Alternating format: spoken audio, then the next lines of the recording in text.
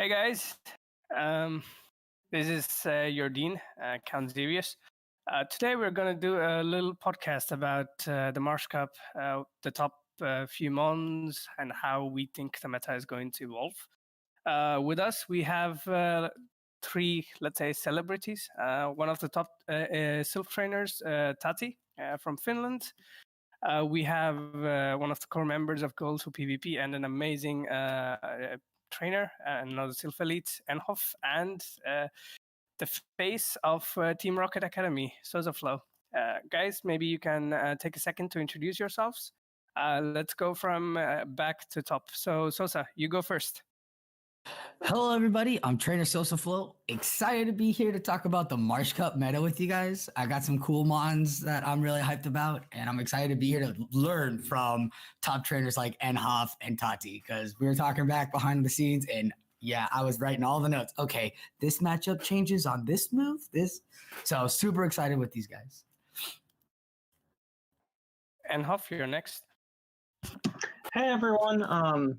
I'm also super excited to talk about Marsh. Super excited to be talking with a great panel and to be looking through some of the things that I'm super excited about in this meta and hear what everyone else wants to share and what they're all thinking. I think this is going to be a great month for Silph. Last but not least, Tati.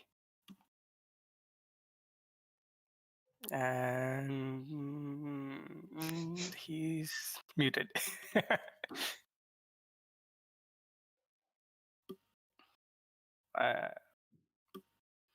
Okay, I guess Tati is having mic problems. All right. Anyways, let's start up with a little bit intro into the meta.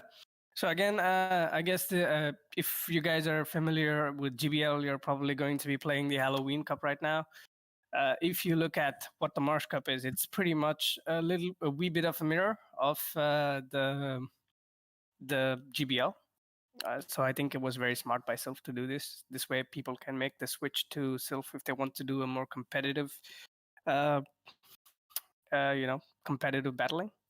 And as you know, this is the same as Halloween Cup. The top mon is going to be Galvantula.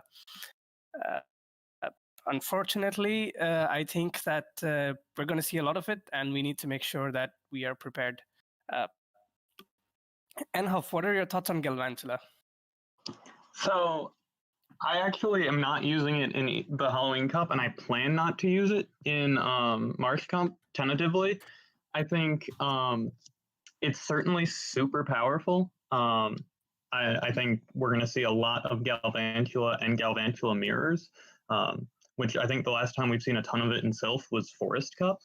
But I tend to not really pick the number one rated thing on PvPoke for metas. I feel like there's going to be a lot of people trying to counter it. And we'll see. I'll probably run a practice tournament with it just to test it. I did like it in Forest, actually with Fury Cutter instead of Volt Switch, which gave you the mirror. But at the moment, it's not really on my radar in team building. Oh, that's an interesting take on it. I usually also try to avoid the number one ones, but in the end, when I team build, if it comes in there, it comes in there. I mean, if it's going to fill a void that I need to fill, yeah, it's gonna be there. Sosa, what do you think about this crazy mon? Galvantula, this spider that everybody calls Spooty for some reason. I don't understand that concept, but I actually loved using it. I used it in Forest Cup, and when it got lunge, I think everybody licked their lips and was like, finally. So all of us that were using it in Forest Cup were like, wow, it's bug buzz and it debuffs, and you can really hurt this Umbreon. You got a real good player in here now for the core against Azumarill and Umbreons when those two pair up together, because that's annoying. But I really like it, but I also tend to veer away from the top pick of these Pokemon just because you're going to get countered, right? The way we've NHoff, I don't know how many years you've been playing, how many seasons you've done, but over the 3 seasons of Silph, we've seen you watch this number one, and we all know it's only October 29th.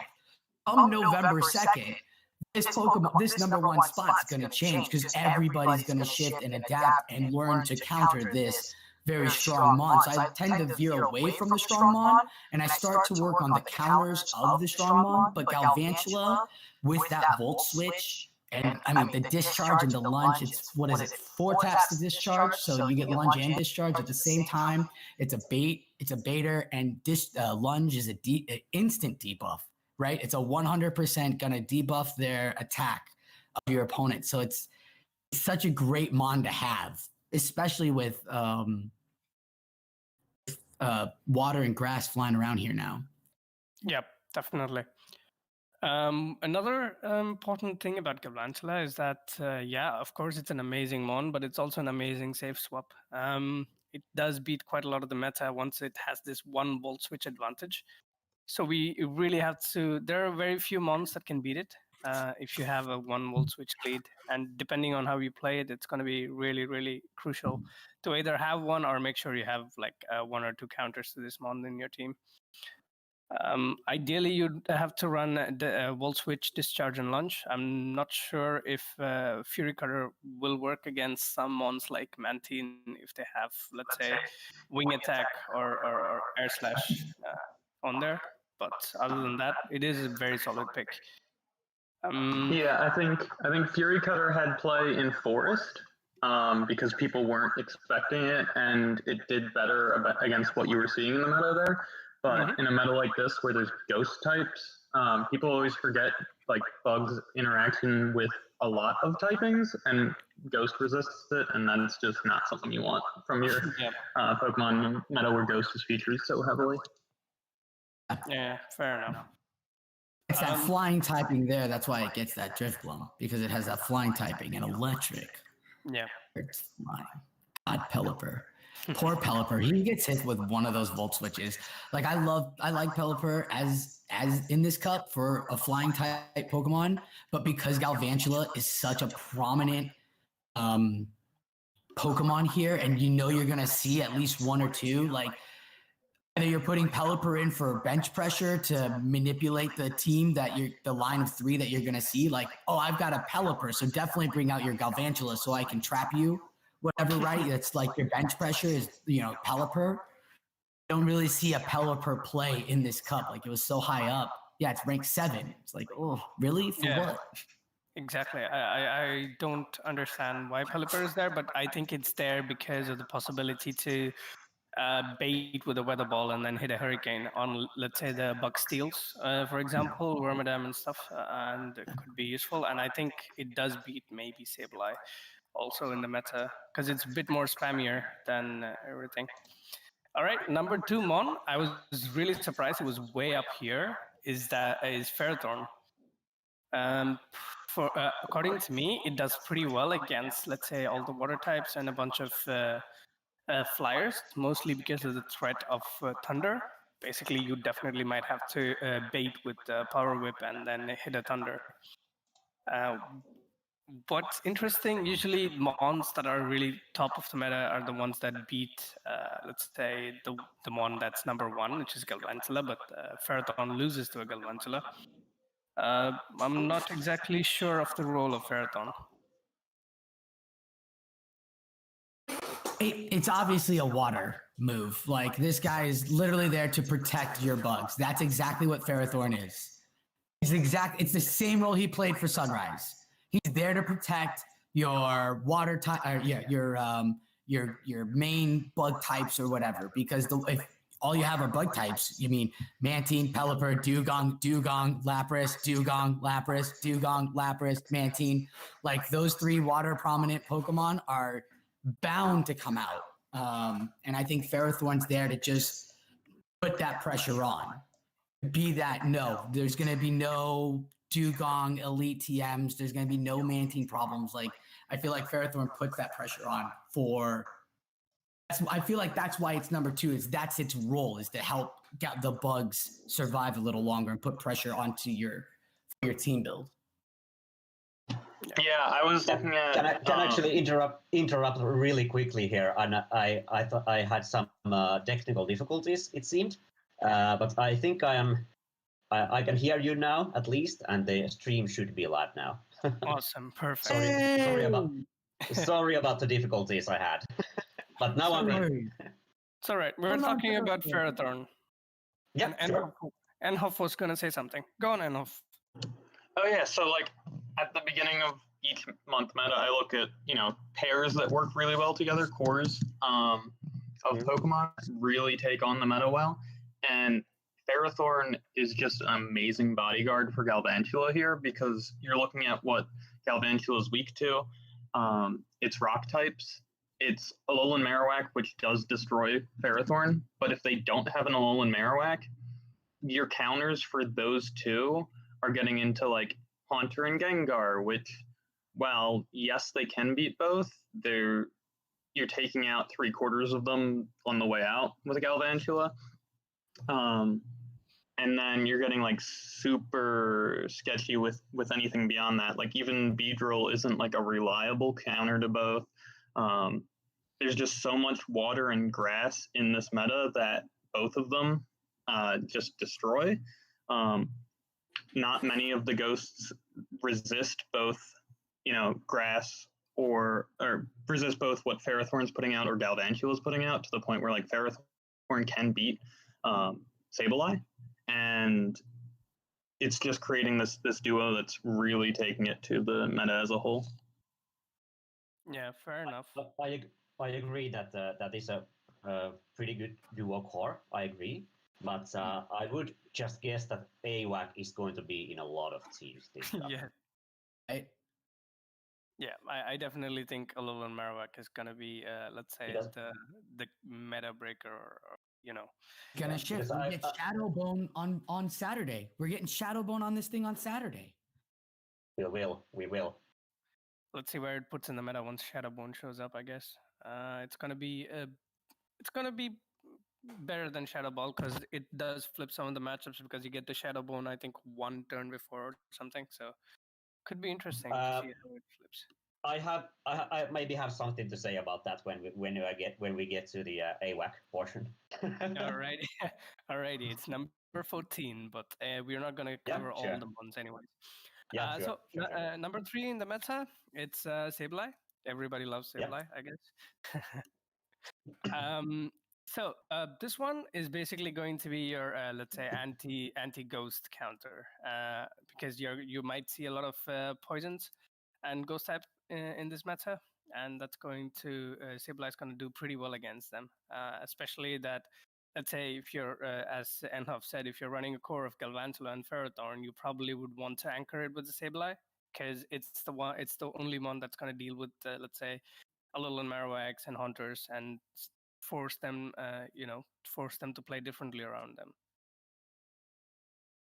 Yeah, it's just unfortunate. I'm going out and I'm grinding all these Sableye with the Litwick hat because I think it's adorable. But it's a liability here because you want return on it, or like even if you're not using return, a purified one's better because you can like give the threat that you have return, and then you throw a shadow sneak or whatever. But there's also just the factor of the Litwick hat's fun and cute, and I love it. Oh my God, who wouldn't want it? If I see those things, I might bow out of battles. At least for me, if I see a purified one, since it is very valuable to have, like a very good IV purified one, I would always assume that they are running return if they have a purified one in a tournament team. Right. Because it is very valuable to have and pretty hard to get a good IV one. For the rest of us guys, we've talked about a couple of the top IVs. What is the top IV for this mon? 100%. 100%. So you want 100% return or purified Sableye? I think anywhere, as long as you, of course, 100% is perfect. But I think as long as you have like 15 attack, 15 I'm saying attack. For PvP purposes, right? Because our rankings for PvPs are different than our rankings for regular catching Pokemon for IV, right? Yeah, sure. Yes, but Sableye, even with Best Buddy, it hits the 1490s. It doesn't break 1500, and that's why, like, you want to have a purified Sableye yesterday, and you want to have it best buddied. I have one I got months back that's 13, 15, 15, and that's my return Sableye. I used it, I want to say season 2 of GBL to run to 10, and it's just, you need every little bit you can juice out of that Pokemon, every IV you get. You want the best buddy ribbon on it. And it is tough, and that's why I'm not 100% sure which ones which matchups and such do you flip if you don't have all 15 IVs. I know that you need 15 for Squarmory. That's one I do know. Okay. But I'm not that familiar with Sableye breakpoints and bulk points. And I'm just asking because we kept talking about that. I mean, I have a purified 100 that I haven't. I mean, I'm still best budding. I got it from GoFest, and I'm still trying to best buddy, and I still haven't done it. But I'm ready. I'm ready for that. That's one of my. This will be one of my core for my matchups for sure. Like I got it at GoFest. I was for sure ready to go. Like I just wanted the audience to know what. I just wanted the audience to know what we were talking about when we say the bet. Like the go get that perfect Pokemon. So if you have 100 Sableye with the Litwick hat, use that. That's going to give you more matches than a return Sableye or something like that. You know what I'm saying? I don't. I think you need return because at least in this meta, you need return. Because it does flip quite a bit of the matchup sometimes. Basically, you land return does quite a lot of damage, and I think in more cases than not, you would definitely use foul play. So having return to, let's say, have a big nuke is something that I like. I don't know what the others think. Ava comes to mind. That exactly. Would be extremely good. Exactly. Yeah, I agree. And obviously, it's super famous for the Azumarill matchup, which I believe you win the 2-shield scenario if you can bait and land a return. And I know everyone's talking about how Azumarill is ranked 30 on PvPoke, but I think it's gonna slowly crawl up there. Yeah, everyone has their Azumarill. Everyone likes to bring it. If people are coming in from GBL, that's one Pokemon that everyone who plays GBL probably will have. And like in Forest, I know it was ranked pretty low, and it didn't see a ton of play until like the very end of the month. In this, I don't think it's going to be kept down as easily. I think a few seasons of GBL have gone by since Forest Cup. I think 4 seasons of GBL have gone by since Forest Cup. Yeah, probably. So people have definitely developed an Azumarill by then. All right, NHoff, just a heads up. If you really want to farm Sableyes with a hat, the park next to my house is a Sableye nest. Oh, I'll be driving over. Just give me the coordinates. I unfortunately I caught 2 shinies, but none of them had a hat. It was just before the event, and I've been trying to grind all throughout the event and no shinies. It's sad. I've been messaging everyone that I'm lucky friends with, and I'm like, I'll come to you. Just save me a Sableye with the candle on its head. I want it so bad. It's unfortunate that it doesn't get like a fire typing, because that would help it a lot versus like Ferrothorn and stuff here. Yeah. I was just gonna say that it would be amazing that if you would have some sort of fire type move with that Litwick had. Just for fun. Are we giving it a fire fast move? Or are we giving it a fire charge move?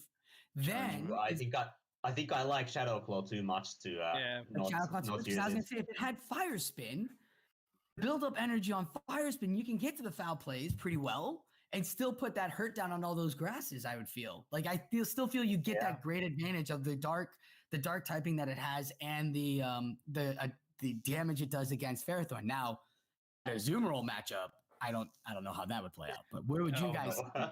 Definitely. You guys would want Fire Punch? No, Fire Punch is better because Shadow Claw, I think, is, let's say, one of the top tier moves you can have in the entire game. It does quite a bit of damage. The energy generation is great, and I would never lose Shadow Claw for anything on any mon. How about Overheat, anyone? Ooh, Overheat. Oh, God. Overheat return. Oh my God. Bye everything. Yeah, basically. well, let's say it has a community day and it gets it. It'll be hilarious. Good luck. Good luck on your shiny Litwick hunt, NHoff. I hope you get a good lucky one to use for this Yeah, cup. thank you. Yeah, I think I don't know if I'll even use Sableye. Like, if I do, I'll probably use my return one, but it's something that's nice to have. And, you know, there's a lot to this game beyond GBL and even Silph that's still battling, you know, friends doing auto rack or whatever. It's just fun stuff to pull out. Yeah, he's definitely one of those mons you want to have. That's why I went out hunting for it. I was like, okay, look, I gotta find mons, right? You gotta find the mons that are good and valuable, like Meganium, Venusaur, Sableye, like all those ones. You're like, I gotta get these because these are like core. Everybody uses Azumarill. Yeah, I feel the same way about Sableye too. All right. Fortress. All right, on to the next one. Fortress. This is pretty interesting, according to me, actually. Because I think the main reason why it's all the way up here is that it beats, Ferrothorn, Shiftry, and I think in the Zero Shields it can pick up Galvantula too because of the Earthquake threat. And in a way, I think it's going to be a very, let's say, it gives me memories of Jungle Cup where you just use Fortress as a safe swap almost every other game to bait out the counters. Yeah, that's how you use Fortress. The thing I'll say about Fortress, I kind of group it in with Mantine as what I call PV poke heroes, in that there are these things that okay, you get the mirror shot bait, okay, you get the bubble beat, you go in and you sim the matchups without that default setup, and some things kind of fall apart sometimes. With Earthworm, that's extremely good point. Yeah, with Fortress that can fall apart because like it's not as much like relying on a debuff, but if you call their Earthquake or you call their Mirror Shot one way or the other, it can really go from 100 to 0 real fast. Yeah, exactly. That's why I think it's a very good swap in, as in basically it's a one shield king. I mean, zero shield king. You land the Earthquake, you do quite a lot of damage even to your counters, and that's one of the reasons why maybe if you really need that one shield advantage and you have like a pretty good counter for their counter for Fortress, I think you just throw it in there. Like I think Escavalier could be a good counter for Fortress this time around. Like for example, there's like of course, Driftblim you can't do much, but other than Driftblim, I think it Earthquake should one-shot KO most of its counters. Yeah, and if you want to go like full nuke with it, if you're just going to grab their shields or to close out a match, you can run like Earthquake Return actually now. That's a combo that it has, and really you're hitting everything that's not Driftblim with those two moves. Actually, it's similar to Vigoroth, where you have normal and ground, and you're just hitting a lot.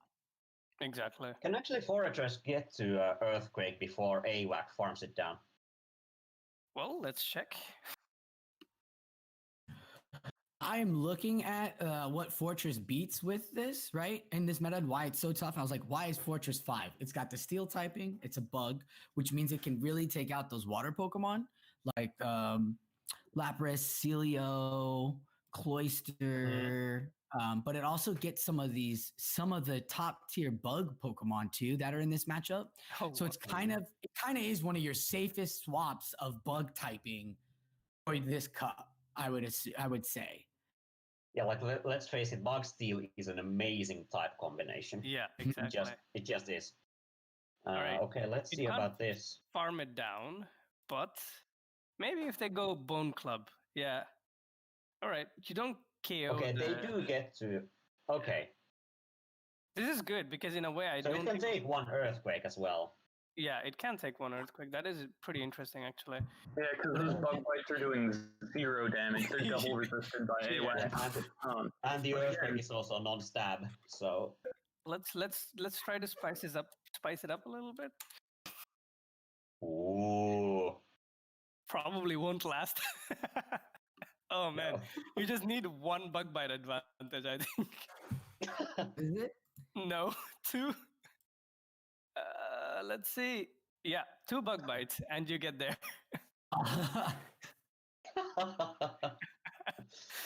Yeah, so if you guys are really ballsy, this is what you We can were do. actually saying this though earlier, right? We were saying this earlier. If you had 2 taps or 3 taps in this matchup, we were talking about how this cup was starting to shape up to be something where you had to do a quick swap, right?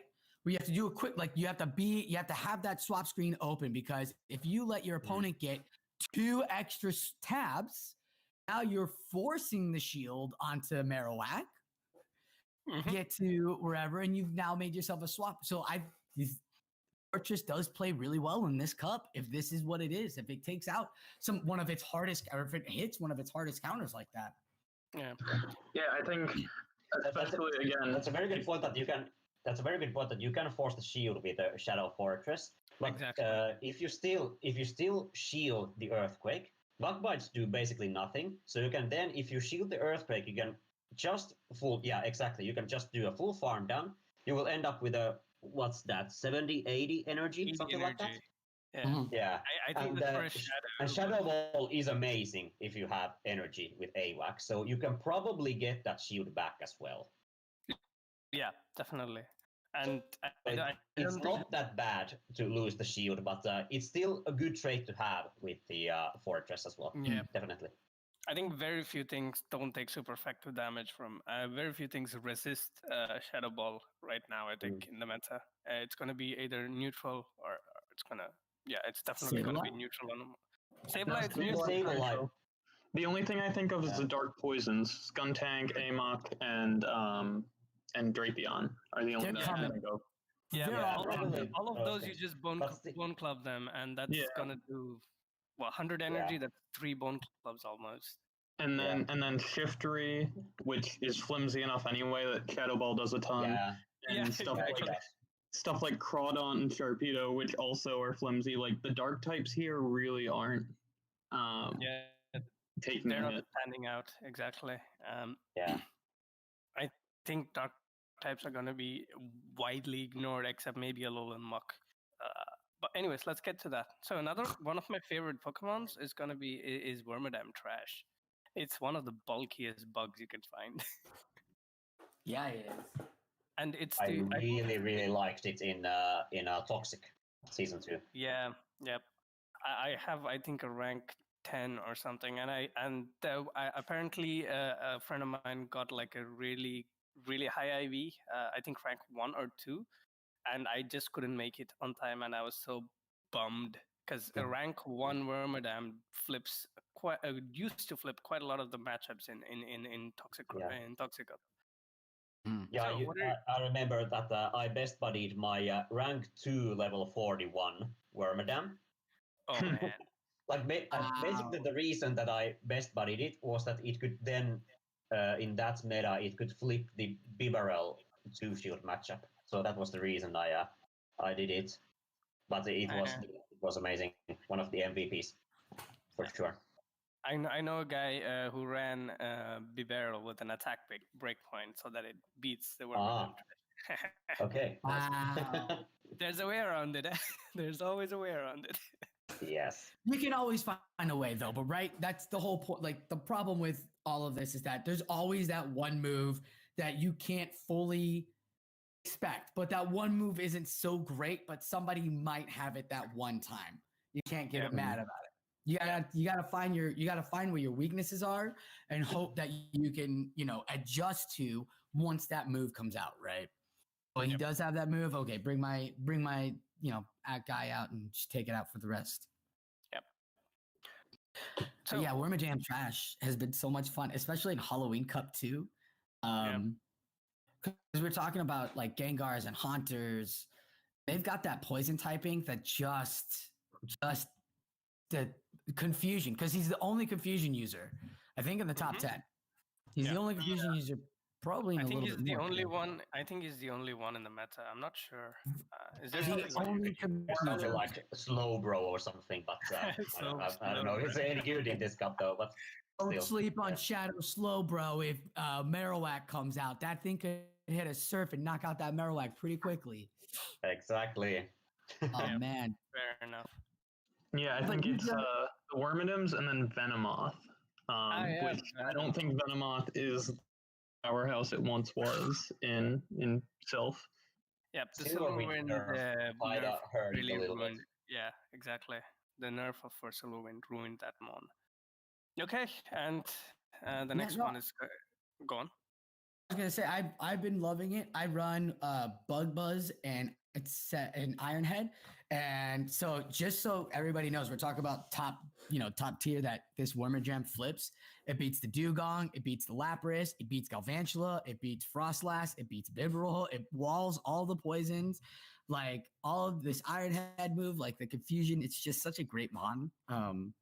And if you can get one tap, so if you swap in and get one tap and they bring in Azumarill, with one shield, you can just go straight Ironhead it, and it'll be done. Azumarill will be out, and you'll win with like 1 health.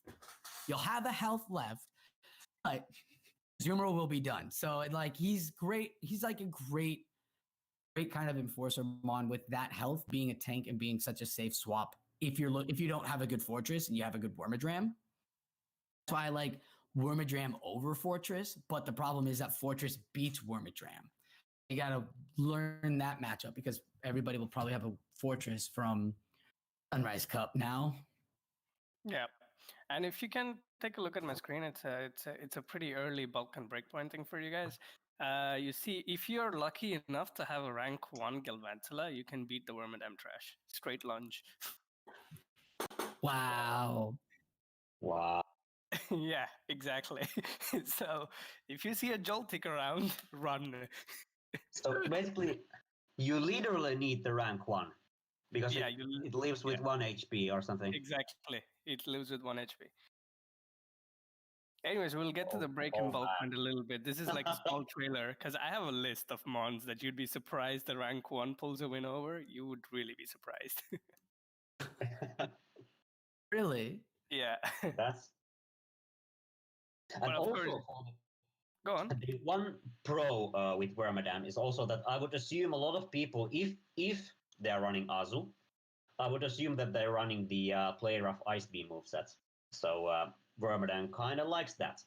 Yeah, exactly. And of course, you don't have to shield anything, and Ironhead does neutral because Azu is like half fairy. Yep. I don't even understand how that thing could be fairy. Azu? It's like a nightmare. I think it's a good fairy. It is a good fairy, but in PvP, it's a nightmare. I don't know how aware of Pokemon you were back when they were creating it for Johto, but let's be real. Snubbull and Azu were made for Pikachu to be like cute new Pikachus. That's why Azumarill was made. And that's why they're like, oh, we'll just call it a fairy because fairies are cute because I think they just added fairy to that time. No. All the Clefables and the Jigglypuffs were getting all the attention. They're like, well, we need water cute Pokemon for fairies and Azumarill. Yep, definitely. But Sorry, that's okay. That's a good fun fact. Can I say one thing too? With Galvantula, it's really good to pair with, or not Galvantula, with Wormadam, it's really good to pair with Sableye, Driftbloom, Mantine, and Galvantula too. But then again, we're gonna see a bunch of Marowaks pop up, so I wouldn't say double bug unless you're gonna bring in a Lapras or something. But it's all you if you're gonna make that call.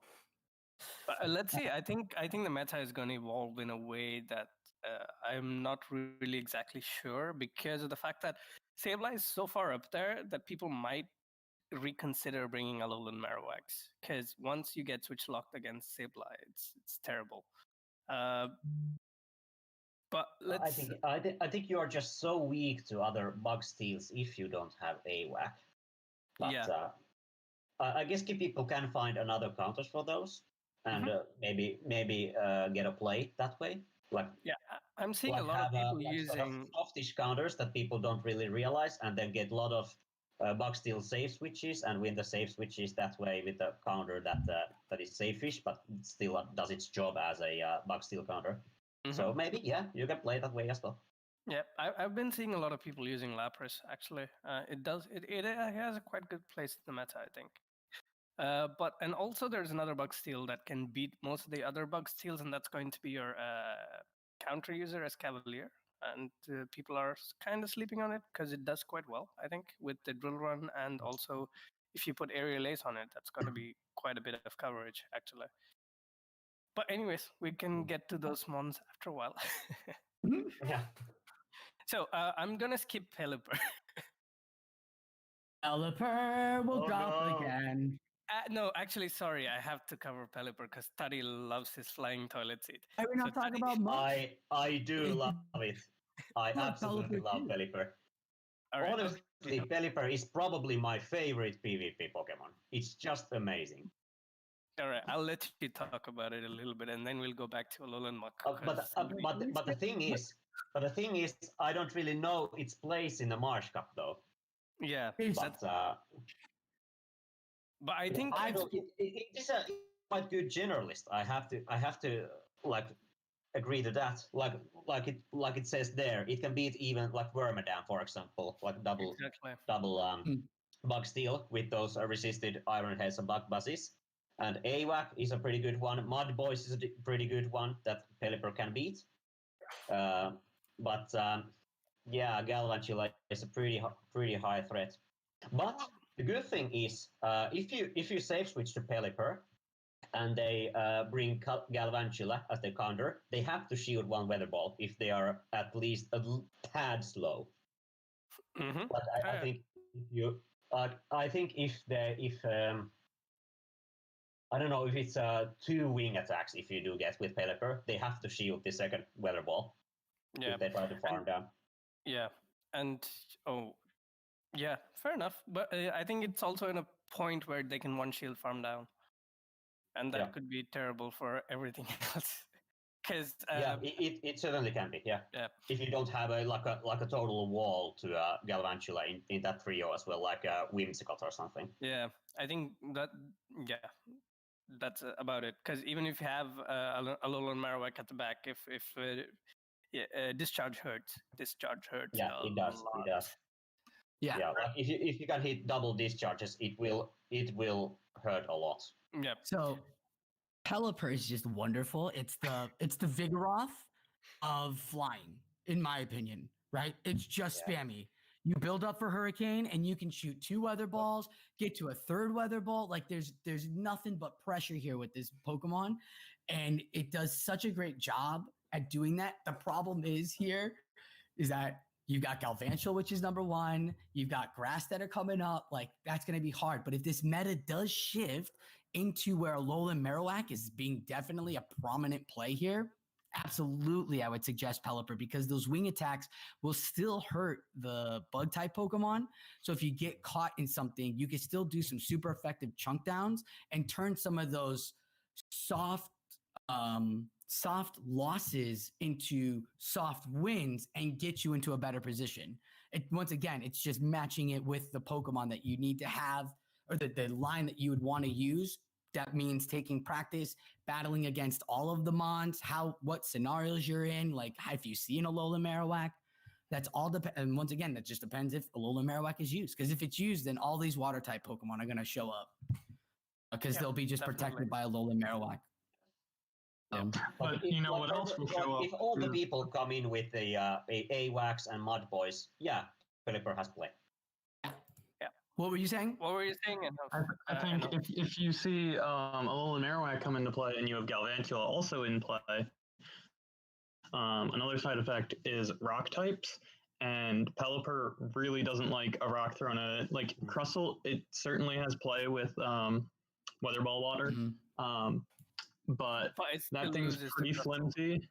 Yeah, it loses pretty close. It's something where it's like, leaves the Crustle low, but that thing does not like rocks being thrown at it. It certainly doesn't like Galvantula, but that's going to obviously be dependent. A lot of the rock types I feel are inflexible as another thing. Like if you're using Smackdown, you're not getting to a ton of charge moves. Exactly. So I think it's going to shift more to your Cradily, where it has a rock coverage move. It is a rock type, but it's not using Rock Throw or Smackdown. Your things like Quagsire, which is one of the Pokemon I want to talk about today, like has Stone Edge, despite not being rock type at all. Yeah. And if you take a quick look at the screen, I guess I think people at Tadi's stream are already taking a look at this at my screen. So good IV Crustle can straight smack down the Pelipper and comes out with like 64 energy and 6 HP. This is why Pelipper will have problems. Yeah. But let's see. You never know how the meta evolves. It'll come down to team building. Anyways, okay, let's go to Muck because we need to go a wee bit more quicker. Sorry. All right. That's okay. No worries. Let's go. Muck. Why is it here? Better Pokemon to counter Azumarill, to just put that thing in check, and all of the ghost Pokemon. That's all he's here for. To keep to nuke an Azumarill bait and then put all of your ghost Pokemon in check. That's all. Exactly. And ball played with him. He's amazing. Anybody have a top rank Muck? I have a rank 3. I do have a very high rank. I got a rank 1 from GoFest and I screamed. Yeah. Oh yeah. That's the most exciting. Like, how much fun have we all had with a Alolan Muck? And I'm talking way back from like, did he come out in Fusion? Was he Fusion Cup was his big entrance? Or was it? Yeah, because that's when Season 1 Twilight even. Yeah, Twilight. Oh, that's right. He was part of Twilight, but there wasn't so many because of the 7Kers. But yeah, Alolan Muck. I love him here. I love him in GBL too. I think he's one of those mons like Azumarill and Sableye that you should build. If you need a Pokemon, you need to be hunting #1 Muck always. Especially at the moment, because it's spawning for Halloween. Yeah, exactly. Mm-hmm. It's like an extremely versatile mon in every meta it's in. Yes, definitely. No. And the move coverage it has Dark Pulse, Sludge Wave. Sludge Wave is gonna even hit the dragons for neutral, and that's something that's really good to have no matter where you're playing. And Dark Pulse is a very strong move, accompanied with Snarl will let you. Oh my god! Yeah. Snarl will let you get to those more very fast. Yeah, and Snarl, having that Snarl was the big one, because you can go Poison Jab on it, but Snarl building up that energy, and then the Dark Pulses do about half of all this grass damage. Like literally every Dark Pulse I've ran through, half of their life was gone. Half of Fortress. I think it's like 50 of Galvantula gone, like 50 of Beedrill gone. Like this Dark Pulse, if you can Dark Pulse and just need to do the chunk damage, Dark Pulse is still good there as a safe throw to just hurt Snorlax. One thing I've been loving in Halloween Cup, because we see all those Azumarills, I'll throw Sludge Wave first because I lead Fortress or Muck, and I'll throw Sludge Wave first. They never shield, and you just feel so good when that lands. All right. So let's do this. Considering we covered like some of the top mons, is there any special mons that you want to talk about other than these that are in the top? We've covered my two very top mons, Wormadram and Muck. I was really hyped on those two. Probably not good. I've been pairing them in the Halloween Cup, but not in the Marsh Cup. I feel there's too much there that these guys are too weak on, that are going to be showing up more in this cup than they would in the Halloween Cup, where I know in the Halloween Cup I'm going to see Azumarills. In this cup, I'm not going to see Azumarills as much. So those are my two favorite mons. And spice picks, I would not spice picks really, but like picks you'd want to like really consider to have on your team, players that you'd want to have on your team. Then those are my two. So, all right, all right. Alolan Muck. They're wondering if it's so basically there's the bat duo coming. Like that was one of my choices for the mons that I picked for this. Mm-hmm. But one second, Tati. Amanda, sure. You had a question from the chat. Yep, they were wondering what you guys thought about one of the charge moves on Alolan Muck. If it would be better to run Sludge Wave or to run Gunk Shot as the secondary move. Sludge Wave, because Gunk Shot is more damage, but you need a little bit more energy to get there. You need two more taps. It's 5 taps to Dark Pulse, 6 taps to Sludge Wave, and I think Gunk Shot is 8. I think it's really going to depend on how big Azumarill makes it in this meta. I think there is an argument for Gunk Shot for that, just because Sludge Wave leaves Azumarill with like that chunk of HP where you have to throw another move, and Gunk Shot one-shots it. But I think everything in this meta, other than Azumarill, it's so squishy that you don't need that nuke. I think Gunk Shot is largely a move for Ultra League Alolan Muck, and for Great League, Sludge Wave just does the job. I would agree with that too. Saying that because in Ultra League you have extra health, all that stuff. In Great League you're limited to the CP of 1500.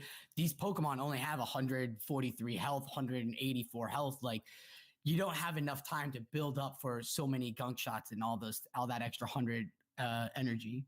It's good. Yes. That's a good reason. Yeah, exactly. Fair enough. Okay. So. All right, I'm gonna go a wee bit into, let's say, the mon that I think I'm gonna talk a wee bit more about is Whimsicott. Why Whimsicott is because I'll show you guys. You go to switchers. So basically, if you go to switches on PV Poke, it means that how a mon will do with a little bit of energy advantage. So if you see, let's say Sableye, for example, with an energy advantage, you just need one Shadow Claw and it beats Galvantula. Of course, you never try to switch in your Galvantula into a Sableye because that's bad. And similarly for Galvantula, if you go and see what happens if it has a 1 volt switch advantage, it beats 92% of the meta. And if it has, let's say, high stats, it's going to beat 94% of the meta. So you need mons that are going to stop this from running right. Of course, you think Crustle will do well, but Crustle is also going to pull it off with a sliver of HP. A mon that does very well against these safe swaps is Whimsicott. And that's one of the reasons why I think Whimsicott can play a very good role in this meta. And of course, you have to shield once, but then you can still farm it down, and you will have energy for a Moonblast to throw at what's coming next. Yeah, I think Whimsicott has just had strength since it got added to the game, and this is the first time it's really been able to shine between this and also in Halloween Cup. But it's just a killer. There was a tournament in the Pogo Combat server that they held like a month or so ago, and the girls at PvP have a team in there, and I participated, and it was like high damage fast moves only. So with Whimsicott, you could bluff either Razor Leaf or Charm, and it just does a ton to other grass types. I had it paired up against a Victory Bell, and it just beats it. It just beats it with one shield, and then like they had like an Altaria in the back, and it was just GG's. It's like Charmers in general are that, you know, safe swap, brute force with Charm, take something down as long as it doesn't resist. But this also has that grass type and just makes it so good against the Razor Leafers, makes it so good against the water types. Really, again, you're just dodging Alolan Marowak, and you're going to be really good in this meta. Exactly. Yeah. And I've run Whimsicott as well a little bit in GBL, like Open Great League, and it can do its job there as well. Yeah. And another interesting one matchup thing that I do not. Yeah, go ahead. Go ahead. Well, another interesting matchup is the Azumarill matchup. It beats Azu. You come out with like 45 energy and a wee bit of HP, but it should be fine. I think there is a breakpoint and bulk point for this. If you run a decent Whimsicott, you come out with like 7 HP. And I think that's something that can't be, that you shouldn't be sleeping on, because yes, of course, you think, oh yeah, it's a grass type, I'm just going to double Ice Beam it, and Charm is going to be doing okay. It's not going to do super effective against an Azumarill. But this is something that it can also flip, and that's a very good thing to have in your arsenal. Yeah, I think it's surprising just how well it can tank an Ice Beam. Yeah, I was surprised too. I was doing some digging into Whimsicott, and I was like, wait, it tanks an Ice Beam? How well does it take an Ice Beam? What does the Ice Beam damage do? Ice Beam does 68 damage. 68. Oh, so it's, I mean, it's still over half its health, but still, that's you could take an Ice Beam. Yeah. You know who else could take an Ice Beam? Credilli. Thorber.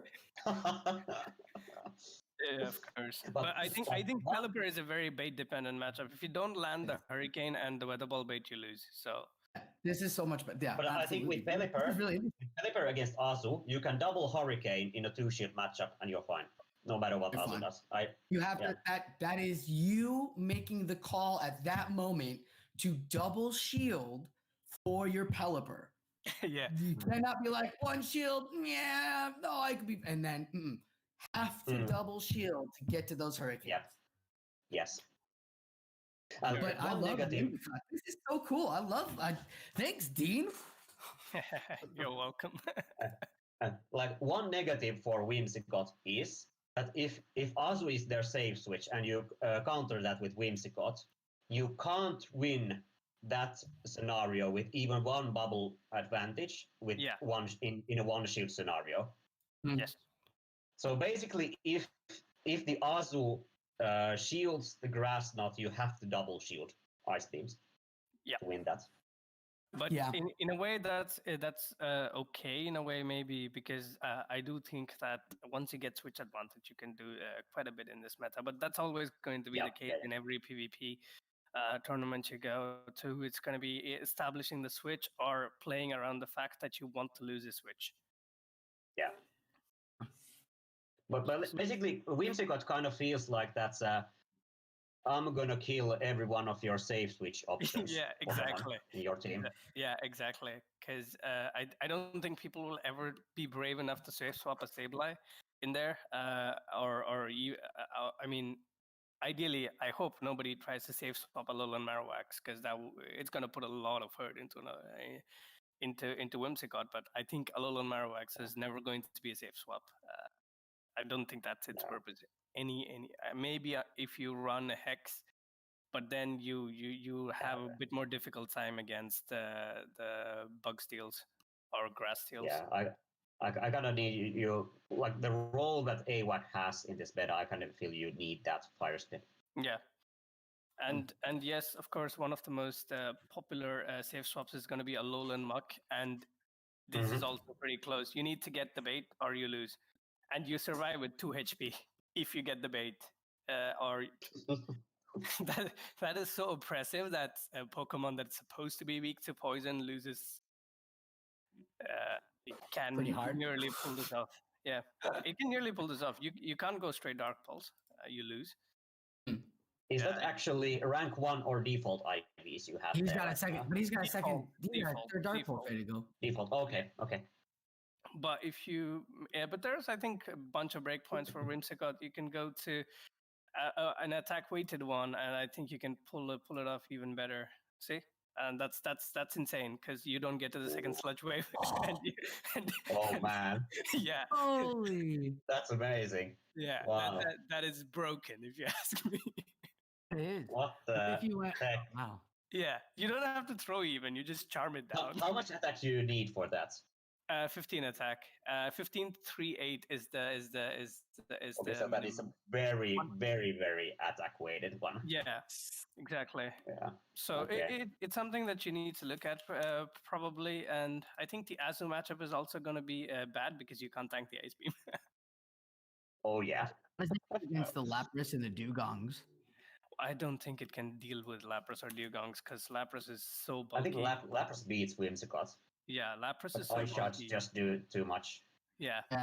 Because I have a feeling those two are going to be prominent with this move swap. I mean, with the meta shift, right? Because we're doing this research now, and it really looks like Alolan Marowak is getting undersold here at ranked 14. Like everyone's like, well, if you have an Alolan Marowak.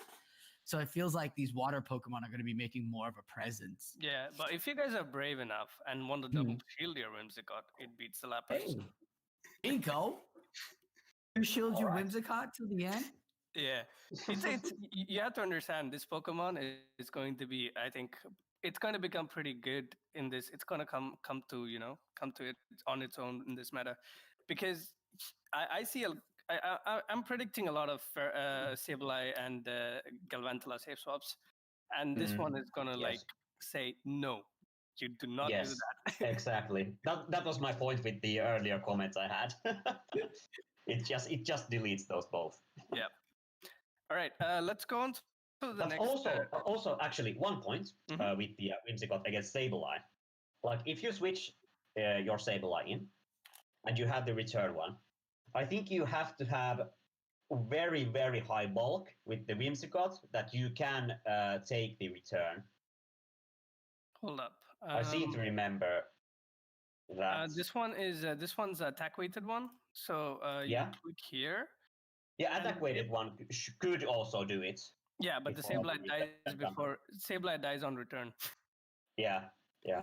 But So you basically, don't- if they have that one Shadow Claw from the yeah, switch fair enough. or Yeah. something. Is it two Yeah. returns? Am I going 2 returns on you on your Whimsicott? Is that what you're telling me?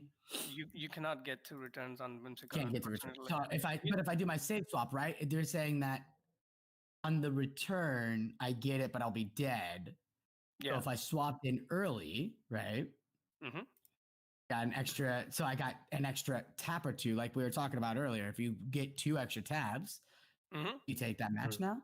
Yeah. You force them to use Yeah. a shield.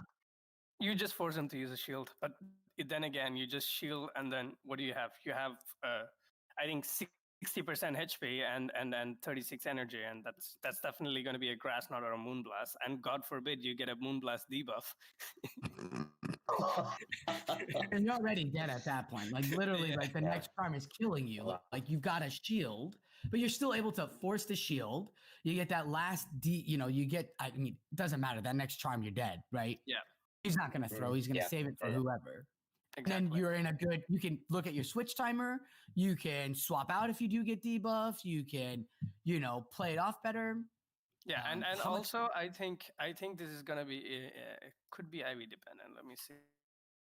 Considering most people do not have, like, let's say, the best Sableyes, maybe you might. I think you might need a bulk point here, because if you don't, no, you don't. Okay, that's good. That's good to know. You don't need a rank 1. But what if you see that against like a rank 1 Whimsicott? What happens then? A rank 1 Whimsicott. Oh. Yep, a rank 1 Whimsicott can, actually, oh wow, a rank 1 Whimsicott can tank a return and still kill the Whoa. Sableye. Get those high rank Whimsicotts. Yeah, Whatever. and it has 4, and it lives with 4 HP. So technically, you don't really need a rank 1. I think you just need a bulk. Yeah, just a very high rank one. Yeah. Yeah. It's a good Oh one. man, People are sleeping on it. I'm like, no, I'm gonna try and find I it. won't be. I was really happy when they brought it out. And I was like, oh my God, are you kidding me? A grass Pokemon that knows Charm? That's great. That's going to be able to like help you out through most of the meta. Cause it's basically saying like, hey, we can help you through like poison types. And usually poisons get mixed up with like water types. So Swampert, you got a Whimsicott here for a Charm. You don't have to worry about getting hit so hard with those with those sludge waves or anything. Yeah. So yeah, I think I'm gonna be looking at how I can use this mon a little bit more. I got one that's like rank 98 or something, so it's in a good place. But I want to see how I can use this. Okay, all right, that's my spice actually. The next spice, apparently all the way down in the ranks, pretty down, is Quagshire. Ooh, love this. Yep. So NHoff, why do you think this mon that is ranked 178 in PV Poke is a spice pick? I really like Quagsire. Any meta it's been legal in, really. I think that a lot of this cup that we keep harping to is it's really squishy. There's things that you can't really tank a charge move on, and Quagsire has that bulk.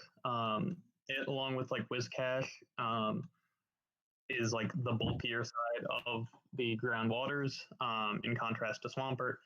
And if you get it against a Galvantula, you can actually tank any of its moves, as opposed to like if you're trying to use Crustal to counter Galvantula, like that's a squishy Pokemon. I think Quagsire, this cup feels a lot like Forest did, in that you're seeing a lot of Galvantula, you're seeing a lot of Ferrothorn, and I used Quagsire there quite a bit. I think the variety of its moveset always makes it like have a lot of oh, well, you won this game because someone thought you had Earthquake and you threw a Sludge Bomb. Or they thought you had Sludge Bomb and you threw an Earthquake. And that can feel gimmicky and like, oh, they're going to know in the next 2 games. Well, if you win 1 game off of it, that can win you a match. Like, you might not even use Quagsire in game 2 and 3.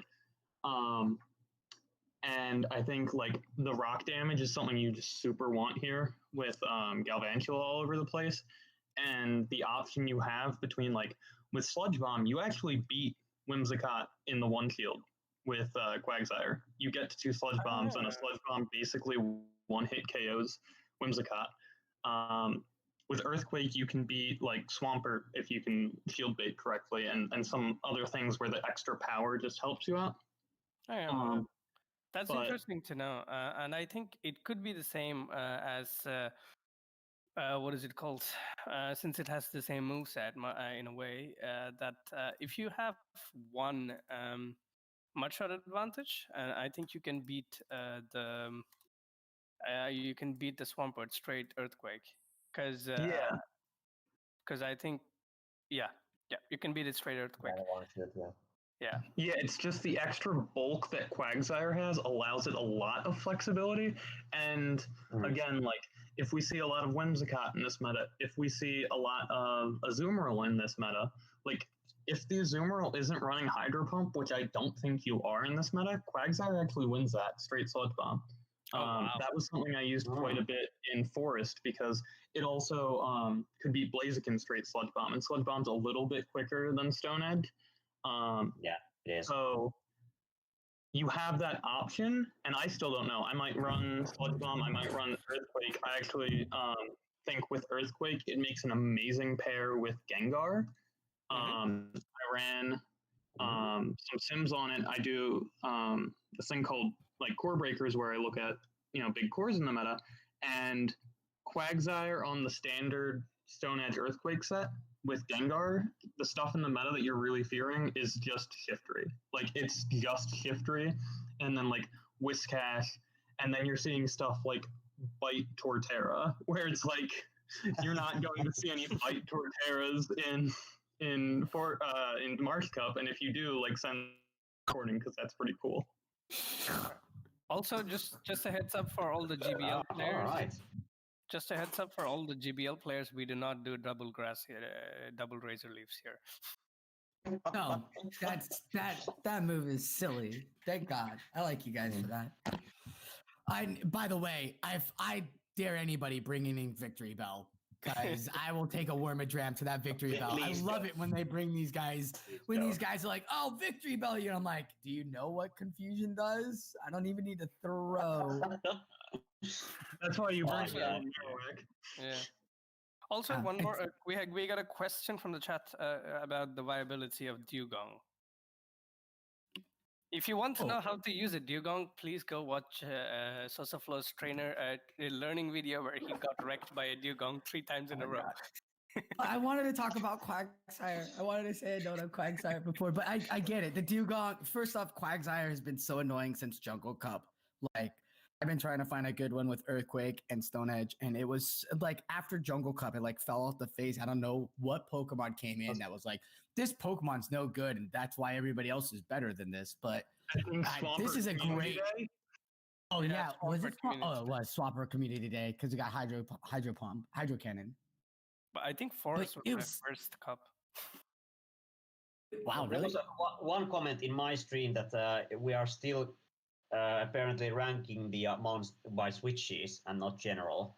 Yeah, of course. Is that still true? Yes, it is. All right. Yeah. What was the question? So then Quagsire should be ranked 77 and not 100 something that it was in Switch departments. I would have honestly expected Quagsire to be higher in the Switch department than lower, because 1 mudshot is quite a bit of energy. Stone Edge. It's actually a little bit weird. Yeah. Huh, that's interesting. Very interesting. I think they're worried all these Shadow Jumpluffs are going to come out of the meta and people will be like, Shadow Jumpluff, tearing up Marsh Cup. Jumpluff Shadow is actually ranked quite well. Huh? I mean, it can beat Galvantula. That's insane. Yeah, you just need to figure out how to get frustration off of it. Yeah. Yeah, because that Elite one. TM? That's certainly true. Elite Elite TM? TM doesn't work because I tried that on my Shadow Mewtwo and it doesn't work. Oh, Yeah, it doesn't work. Oh no. Oh, boo. You have to have the events for that. Oh, I mean, man. regular jump bluff is still up there, but it doesn't beat the Galvantula. It loses that because of the attack. Okay, it's interesting, but I think in a way that, let's say we go 0 shields and see what happens. Oh, wow. Okay. It's technically does really bad against Galvantula and the 0 shield scenario. That's why they're not doing it, because it's not bug buzz on Galvantula, it's lunge. It is lunge, yes. It's all about that lunge on Galvantula. That's why Galvantula is so dirty right now, because that's the only thing that's putting all of these grass Pokemon in check. All right, here's another tip for you guys. I don't know if all the 3 of you guys are able to see my screen, but if you're not, you can click on the Discord and see what I'm sharing on my screen. The thing is, if you have 1 bullet seed advantage, you go straight aerial ace, you can beat Galvantula and the 0 shields. And this one's not even maxed out. So if you go with a maxed out jump off, it's going to do really well. Rating of 522, you come out with almost another, you come out with 7 HP. That's not bad, I think. It's not bad. That's not bad. So again, it comes back to the fact that this cup is going to be how fast you can switch. So warm up your fingers before you play, please. By the way, fun thing. Does anybody have a Shadow jump bluff? I do have a rank 16 one, but it does have a frustration still. Yeah. I'm not talking about that. I'm just talking about, have you seen this thing? Like, have you ever looked at it? It's the only Pokemon I've seen that's mouth is constantly open. Like it's always yelling at you. He just looks like he's like just yelling at you the entire time. All right. I think people don't notice stuff like that. Oh man. Some Pokemon, they just give you they do some of the funny stuff. All right. Oh, hold up. Another question from the chat.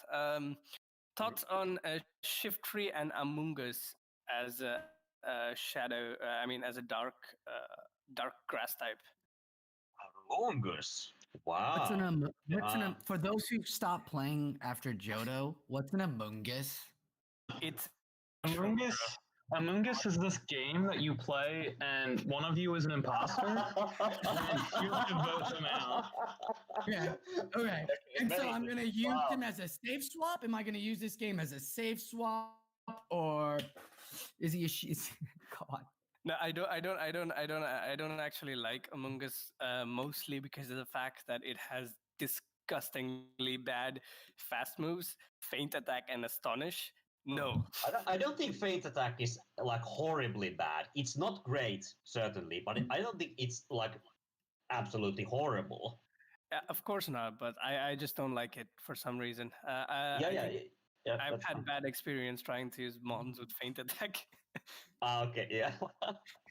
Yeah. But yeah, it's in a way I think. Oh wow, the good thing with Amoonguss is the fact that it does pick up Ferrothorn, Jumpluff, and Galvantula, and a bunch of the other ghost types. So it could be a good half decent core breaker, because in the end it's still going to be a grass type that's going to resist Galvantula or take neutral damage. A nice set of key wins there, actually. Exactly. Some grass mons like Ferrothorn, all those ghost types, Galvantula. That's not that bad. Exactly. And I think if you really run foul play, you might be able to switch the Alolan Muck matchup too. Alolan Marowak matchup. Nope, you don't. You just fall short. It's just that feint attack is not the best. Yeah, feint attack is probably does it, yeah. Yeah, oh, okay. If the Alolan Marowak goes straight Shadow Ball, you win. You just have to call the bait. If you call the bait, you win. That's not bad. That's something that's good to know, to have in your arsenal. Shiftry is the other one. I think Shiftry is always going to be good in a meta, because a lot of people are going to, let's say, as the meta evolves, are going to find out that Shiftry does very well against most of the core meta, especially against like Gengar. Not a lot of counter users here. Exactly, I think. So Shiftry could do very well, and also there are literally maybe no fire damage instead of like a whack and a I don't know, Lampet and Skuntank. Yeah. Like, like one guy from my chat said. Yeah. So counter users, in a way, I think we have been ignoring them, but I think they're going to be they're going to make their way into most of the teams at some point. And Very well one could. yeah, and one that I really want to focus on is Cavalier, because it does do a lot of damage to the steel bugs. Of course, the bugs take neutral damage, and since Cavalier is a bug bite is still going to do neutral damage. It's not going to have like super effective. Yeah. And it's actually Escavalier could be your out against if you for some reason don't want to run AWAC. Like Escavalier could be your out to get those bug steals. Yeah, certainly. Exactly. So I think it has a very good place in the meta, and I think when you're going to be building your mons on PV Poke, I think Escavalier is going to show up consistently in a way to let's say even out your teams. I'm actually really happy about that Pokemon right underneath Escavalier. I've been running Alolan Muck, Wormadam Trash, and Toxicroak. So if you just go back to the counter users. Counter user right there. They're for counter users. Boy, Toxicroak sitting right there pretty. I know it's there's a lot of Alolan Mucks or Alolan Marowaks and Azus that I'm having an issue with. But with this three combo of Alolan Muck, Wormadam Trash, and Toxicroak, I'm going 4-1, 5-0, depending on leads and stuff, like 3-2, 2-3, but it's such a comfortable team. All three, like two of these mons have been GBL meta or some sort of meta. Toxicroak and Muck are always tough. Yeah, you're worried about earthquakes and sludge bombs and stuff like that, but what's really packing those ground moves? Right, that's Wormadam Trash's territory to come in and help clear out those ground move users. So I really like the Toxicroak there as a counter user. If this does shift to the counter users, right, taking out those bug steel types, those fortresses, and those Wormadrams. Because I mean, did everybody else build a fortress after Speedy's Chief won World Championship with it, right? Best buddy of Fortress by now, right? I mean, if you did not have Fortress in Jungle Cup, I don't know what you were doing in Jungle Cup. What you were doing? I have a really poor rank shiny Fortress that I got off that event. What was the event? It was the bug event. It was Scythe. It was the Scyther it was his first shiny for Scyther. Also, Fortress was out there too. Like fair. So I was able to get one Pineco out in the wild. I was like, yay! And it did really well for me. I think I won Rainbow Cup with it because I used Fortress, like you said, to draw out the Charizard, and then Swamp did everything else. Mm-hmm. All right. I have a question in my chat. There's the guy who is really struggling to build a team of 6 to use. He can't seem to find a way to counter the top of the meta. And he doesn't have most of the community day moves. Like if we have any tips for team building. Yeah, of course. We can actually do that for him. I think in like 5 minutes. I just want to touch up on one more Pokemon, and then we can do some team building for people. All right. One more thing is Leandro is in the chat, and he wants to ask why anybody would use Jumpluff over Credilly. So let's just touch up on Credilly because I think because of Ferrothorn. Yeah. Let's just touch up on Credilly. You can see that it's way up there in the grass type users. So I think Sosa really has been hyping Credilly. I saw him trying to hype it up in Raging Taz's stream yesterday. So let's go, Sosa. Okay, so Credilly, this is a really interesting Pokemon. This is Credilly. Sorry, Credilly. Not Credilly. Credilly. This is what happens when you don't know your Pokemon. Credilly, he's so great with that Bullet Seed buff up, right? He's one of those mons that if he gets that extra 1 or 2 taps, Grass Knots are going to tear apart. And then he gets to that Stone Edge, right? And he could just hurt. This is another reason why Quagsire is so good, because that Stone Edge just one-shots all of these bugs. And if they don't shield that, they're in some trouble. So you can play a great bait game. If you've been playing a lot with Bullet Seed on Jumpluff, on Ferrothorn, where you build up and play that bait game, Credilly is an easy feel for you when you do that. It's great for baiting. That grass knot does great damage. I liked it. I practice with a bunch of people that just throw a bunch of spice at me, and because I love playing against all sorts of mons. And every time Crawdilly comes out, I'm like, oh my god, what is going to happen to my rest of my mons? And he just wipes out the rest of my mons, and it just takes 1 or 2 shields. And Crawdilly just has so much pressure here, and I like that it's high up here now. Yep. Yeah. I really like them on. I'm kind of I do averse myself. I'm kind of averse in a way that I'm trying to learn now. Is that I don't like 3-4 turn moves, but I'm getting there. I'm learning. One of the reasons why I had a really bad Forest Cup was that. But yeah, I will. The Bullet Seed. That was when Bullet Seed came out and buffed up everybody. Yeah, Bullet Seed. I'm figuring it out. I will get there. No problem. Also, I take a second. I tap, and in my head I say tap. So I hit tap, and then I say tap, and then I hit tap, and I say tap. So my confusions or my bullet seeds match properly. I'm like, okay, tap. You know what you should do? You should be like, if you ever get to do a live tournament, you're gonna be like, tap, tap, tap, Stone Edge, so that they shield.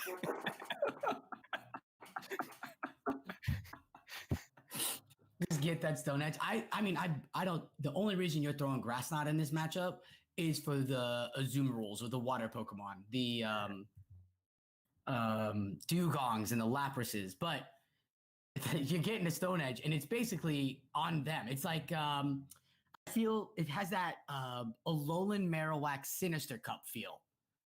You know everybody's building up for the Shadow Ball. Now you're playing is it the Shadow Ball? Is it the Bone Club game? You know you're going to go for that Stone Edge, right? Now is it the Stone Edge or is it the Grass Knot game? That's why I like Pelipper so much, because you build them a Hurricane, and then is it a Hurricane or is it the Weather Ball? Okay, so it's a fun Pokemon. It's definitely a fun Pokemon. It's so good. All right. Yeah, fair enough. Okay, let's get into. I'm gonna do a really quick breakpoint and bulk point, because I think we've ignored it for quite a bit, and then we go into team building. Some interesting breakpoints and bulk points that I've found out. This one's gonna shock the crap out of everybody. Is Galvantula versus Alolan Marowak. So if you switch in a Galvantula and you have one, I think it's 1 voltage advantage, you go to Alolan Marowak.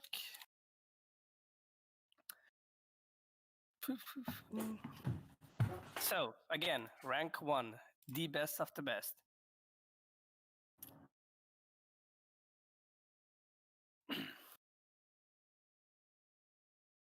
If the Alolan Marowak goes Bone Club, you beat it in the Zero Shield scenario. Straight Bone Club. And I think that's pretty interesting, because you would think that the Alolan Marowak will not. I don't think any Alolan Marowak will go straight Shadow Ball. I think in the Galvantula matchup, because they're pretty comfortable just doing Bone Clubs to kill, or even just fire spinning it down. But in the Zero Shield scenario, they will be forced to shield or they lose. I think in Halloween Cup, like, I have an Alolan Marowak on my team, and I generally just go for a fire spin down kind of situation. Yeah. So based on how they play it out, if they go straight Bone Club, then there's a way that you beat Galvantula and pick up the win against an Alolan Marowak. And secondly is Sosa's favorite Pokemon. I think Wormadam Trash. So hold up. Let me get the right moves. So I think there's a way to beat a Wormadam Trash in the Zero Shields. Or actually, no, hold up.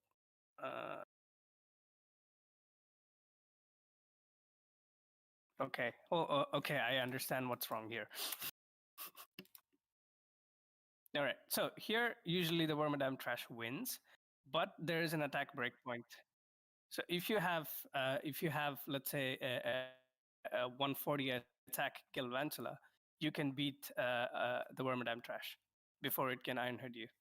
and that's also something you might actually want to pick up because, in a way, if you have an attack-weighted Galvantula, you can win the mirror because in the end, you're going to win CMP, and that's something that's going to count a wee bit.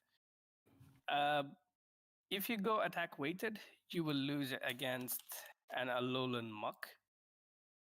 But if you have a bulky one, you beat the Alolan Muck. You can actually hold up. Wait a minute. That's not so. You can't beat Alolan Muck. Dark Pulse hurts. Look. Okay. Look. See, if you have a good IV Alolan Muck, and if you go against a good IV Galvantula, you lose. Just going. That's just Dark Pulsing. Yeah, Dark Pulse, I mean, it still wins. Dark Pulse, you win. You lose. And what's worse is that it will have 12 HP and enough to get off a lunge in the next one onto your next month. So be very careful on what kind of IVs you're using in this matchup. Normally, if you go with default IVs, Alolan Muck should be pretty comfortable in this matchup by a Dark Pulse and Sludge Wave. I'm not sure if it can go straight Sludge Wave. It cannot. So you have to be really careful in this matchup. Yeah. It's not exactly a 100% win for Alolan Muck. I think it's more favored towards Galvantula than Alolan Muck. Because every time I think of a bait-dependent matchup, I think that then it should be the one that doesn't need to bait that gets the win. I feel you on that, right? Because that's all their head game. That bait game depends on that opponent. Exactly. Yeah. And something else for Wormadam Trash is an attack-weighted Wormadam or a normal Wormadam. So if you go with a default IVs, you pick up the let's say you pick up the Drifblim matchup. Basically, you confusion it down before it gets to Shadow Ball. Hey, can we put in these IVs and see how these IVs do? Yes, show on. Tell me, what's your IVs? These IVs. It's a rank 96. No, but I need the IV. Yeah, 10, 13, 11. All right, let's see what a 10, 13, 11 does. It loses to Drifblim. Dang. God hates me. Yeah. So another thing is, okay, you lose against Drifblim, but if you have a good IV one, you can pick up Ferrothorn. Nice. Wow. Yep. That is pretty. That's what I wanted to see. Yeah. And the best thing about this is that you get to bait twice because you need to kill it with the Iron Head. So there's two opportunities for you to bait. From what I understand and know is that Ferrothorns never shield the first one because they think, oh yeah, I'm so comfortable. Yeah. Wow. That's amazing. Yeah. So Wormadam Trash, you need a really bulky one to survive the last Power Whip. And I mean, I think to survive a little bit to get to the Iron Head. My rank 2 level 41 Wormadam gets hyped right now. Yep. There it is. Also, if you're actually running Drifblim, this is the last one I found, but I really couldn't have quite a lot of time to do this. If you go with a default IV Drifblim, you lose to Azumarill, but you could go with a very good Drifblim, and you can win. You just need to, of course, it depends on how you play this, because once you get here, they're not going to shield you for Shadow Ball. You just throw a Shadow Ball and then Icy Wind bait and then throw a Shadow Ball again, and you beat an Azumarill. So there's definitely going to be plays with IVs in this also. Yeah. Hopefully we all get good Drifblims. Somebody get good shiny Drifblims? Also, sorry, one more thing. One last tiny weeny thing is IVs on Sableye. It's not exactly a win or lose situation, but if you're running a Venusaur and if you're running a very high IV Venusaur, you end up taking a lot more damage from this Sableye matchup because you lose CMP. If you run a Venusaur like me, that's absolutely shit and has no good IVs. You can eliminate quite a lot. You can eliminate quite a lot of damage. You end up with 58 HP, and that's a lot. Wow. That's enough to throw another Frenzy Plant at the Galvantula that's coming in. Yeah. Yeah, a couple other break and bulk points that I know about, like in this meta. Crustal versus the Sableye. If the Sableye is best buddied, this is one that Go Stadium pointed out in their like March Cup discussion. You need 113 HP on your Crustle to survive and to win that matchup. And then something that I'm seeing a lot in Halloween Cup, because I'm leading Gengar in the Halloween Cup. I'm using it as practice because, similar to you, I do not like using Gengar or Haunter generally, but I really like it in Halloween Cup, and I think I'm going to like it in March Cup. And luckily, most people should have a pretty high rank Gengar from that community day. Mine, I want to say, is like rank 9 or so. And with a very high stat product, you win versus Crustle in the lead. Whereas if you don't have that extra defense and extra stamina, you lose pretty embarrassingly to it. That's another one that kind of comes down to when you time your charge move and whether your opponent gets a free fast move in or if you do. But pretty consistently with the IV spread that I have, I'm winning that matchup with Gengar as opposed to it completely flipping the other way. A couple others. I wanted to highlight Frostlass a bit because I love it. I think she's a great Pokemon. We were talking safe switches quite a bit throughout this, and like with one Powder Snow, Frostlass can beat like 80% of the meta. With two Powder Snows, it goes to like 85%. And IV-wise, a very high stat product Frostlass can actually flip the Whiscash matchup. A very high attack, or like a moderately high attack, can beat Sableye. Basically, you have to just win CMP against it, and you win that matchup. And a decently high attack Frostlass can beat a Alolan Muck in the one shield. Another thing with Frostlass I want to say is that I learned pretty heavily in Sorceress Cup is it does win the two shield against Alolan Muck. And it wins the two shields with a significant portion of health.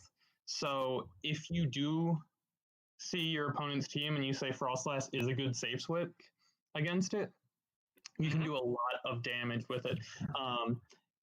Galvantula wins even energy with it, but if Frostlass has one single Powder Snow of energy, it wins all even shields, 0, 1, and 2 against Galvantula. So it could be huge. Wow, that's very nice. Yeah, that is so super interesting. So basically, it can play the role.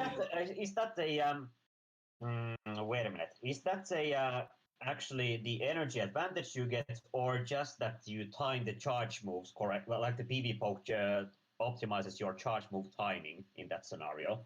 I think it's just the one energy. I think in the one shield, like normally, you faint with an avalanche queued up against Galvantula's discharge, and just having that one extra Powder Snow lets you get off your move. Yep, definitely. I think Frostlass can play the role of, let's say, Venusaur in Catacomb Cup, I guess. In Catacomb, because with one Vine Whip advantage, it could take out quite a lot of its counters. People are using Lapras and what is it called? Vespiquen, I think. Vespiquen, you could just go straight Sludge Bomb and beat it if you had like a little bit of energy advantage on Venusaur in the zero shields. Yeah, Vespiquen was not the comfortable counter that everyone thought it was. In Catacomb. I think I swap into Venusaur. I expect their Vespiquen to come. I just go straight Sludge Bomb. They have the shield, bring Lapras, farm it down, and then blow up whatever's at the back. And that was basically my entire Catacomb strategy. I was running double grass and Lapras. Very nice.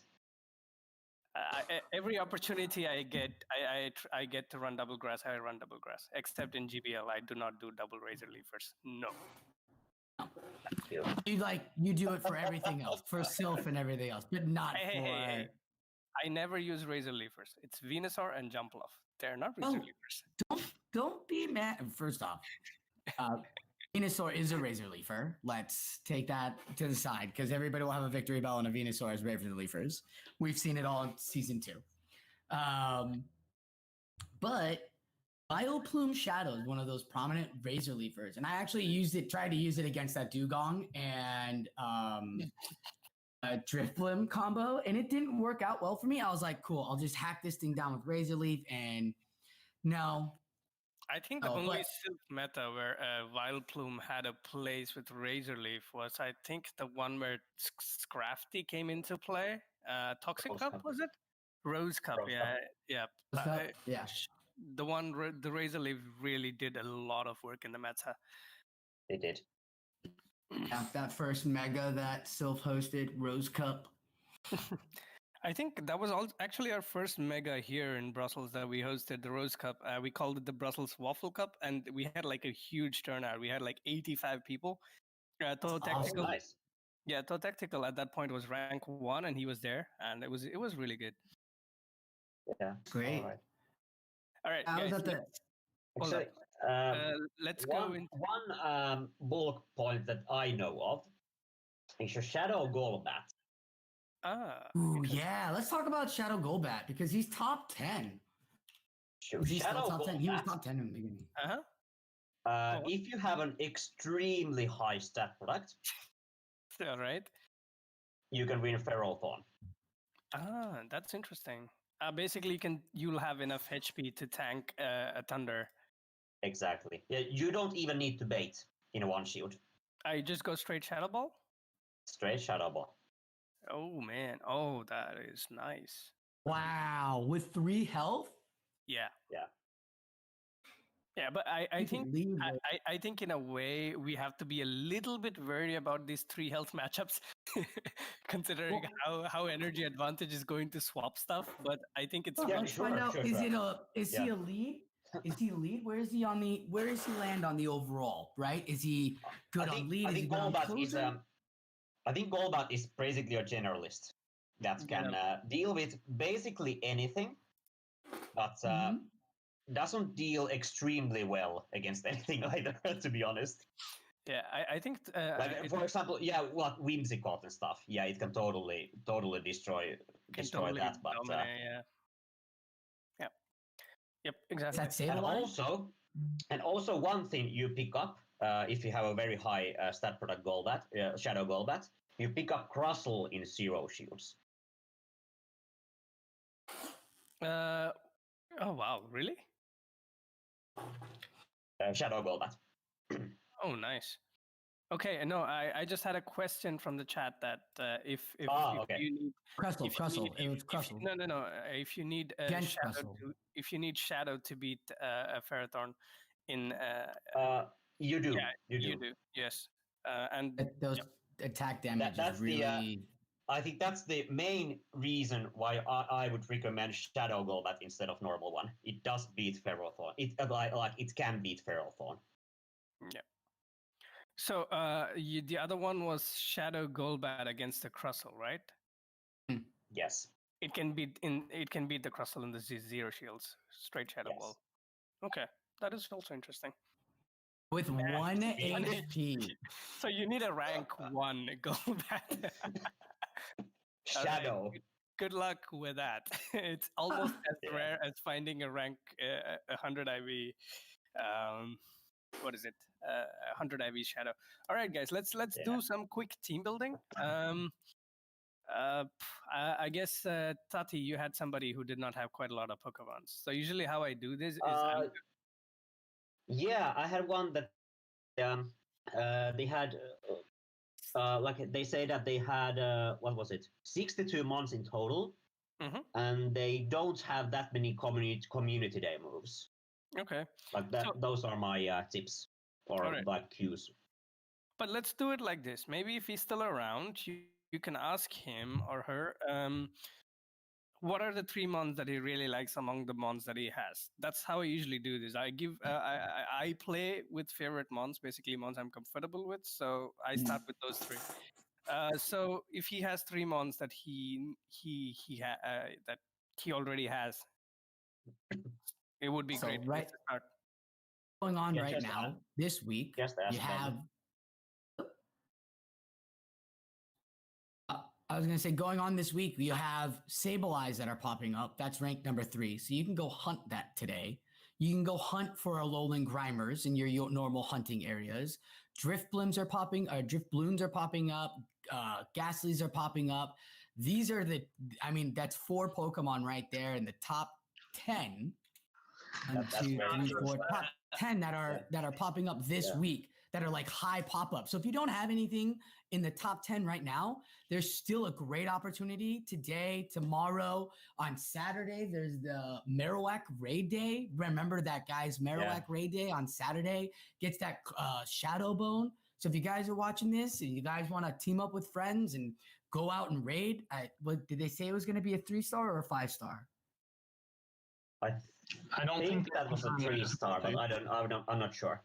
It's a 3-star. So you could pretty much solo it yourself, but get a friend. You can get 2 friends and you guys can just just go driving around. If you guys are able to do that and feel safe with somebody who's, respectful of everything and you and your wishes of keeping yourself safe, driving around to hunt the Marowak. We just said Marowak it could possibly have some great play here. So there's a lot of great stuff happening right now today that you can help yourself out with for the Marsh Cup ahead. Exactly. And They say here's a little bit. Go on, Tate. they say that they have been liking AWAC, Azu, and Meganium, Oh, and wow. they don't have Galvantula or Feral Thorn. Okay, it's gonna be interesting way to build this because. All right, let's see. So, what can we do? Don't have Galvantula. You don't. To be honest, you don't need Galvantula. If everybody's bringing a Galvantula, that's 1 mon everybody's bringing. You can find a way around it to where you can win without the meta mons for the most part. All right. Does he have a Crustle then? Don't know. I think Gengar's a recent enough community day that most people should be able to have it. And if they don't, I think that was July. But if they don't, Haunter does effectively the same job. Less bulk. And Ghastly spawning everywhere. And that's a pretty cheap build if you catch one around size. And yeah, you need to practice a ton with it because Haunter's a very finesse-intensive Pokemon. But it can pay dividends in any meta that's been, top 30 in. It's just such a powerhouse. Yeah. They do have Crustle, and they could also have Amok. All right, that's actually 2. Amok is really good. That's great. That's actually They great. do not have Gengar with Shadow Punch. Okay. Look at that Amok. Look at that Awok. Putting that Amok in there gave you A's on overall and on what was down there, consistency. Yeah. Having that Awok in there Amok in there is huge for you. All right, and maybe they do have, let's say, I think at this point, I kind of liked it that spot. Yeah. I think Credilli could help them in a way. But of course, it loses the Alolan Muck, but I think Alolan Muck definitely has to hit the Sludge Bomb to win that match. Because Stonehenge does hurt. Stonehenge hurts quite a bit. You have to, trust me, as a Muck user, you have to hit that against that. When I tell you Credilli hurts, this is why I have Credilli. That Stonehenge hurts. And also those losses that that team has against Amok, a lot of them have coverage against it, so it's not that bad. Yeah, I wouldn't call Azumarill versus Amok a hard loss. I think it's a very shield dependent and move dependent matchup, but I wouldn't call Amok a hard counter for Azumarill unless they're using Poison Jab or they're using Gunk Shot. Definitely not. Again, and it's the same for Meganium. I think you can still kill the Amok with an Earthquake. And yeah, of course, the Lone Marowak still has What Bone Club. else? I think it's Well, let's really scroll nice down. that you're not seeing those top meta things here as your top threats either. Like you're gonna Yeah, see Amok that's true. maybe 1 in 5 teams, but you're gonna see Galvantula all the time. You're gonna see Ferrothorn all the time, and you have decent coverage against both of those. Yeah. Like Yeah, Venusaur was one there that could be hard to deal with, Mhm. but you can still deal with. You have Amok, you have AWAC. yeah, and Crustle does pretty okay in a way that it Yeah, can it does do, like, okay. Yeah. Also has Ice Beam and stuff like that. So Yeah, you have it's not horrible. you have quite a lot of coverage here against. Yeah, good Yeah. coverage. Scroll down. Just scroll down and see what you could use on something else. Like, so for instance, if you have like a lot of coverage, what else is there that you could use? If you have a Beedrill. Beedrill from the community day, Driftblim, again, Driftblim is out there. Haunter, that's still out there for today. We were talking if they have a Scavalier, right? It looks like a couple of counter users are popping up. Mhm.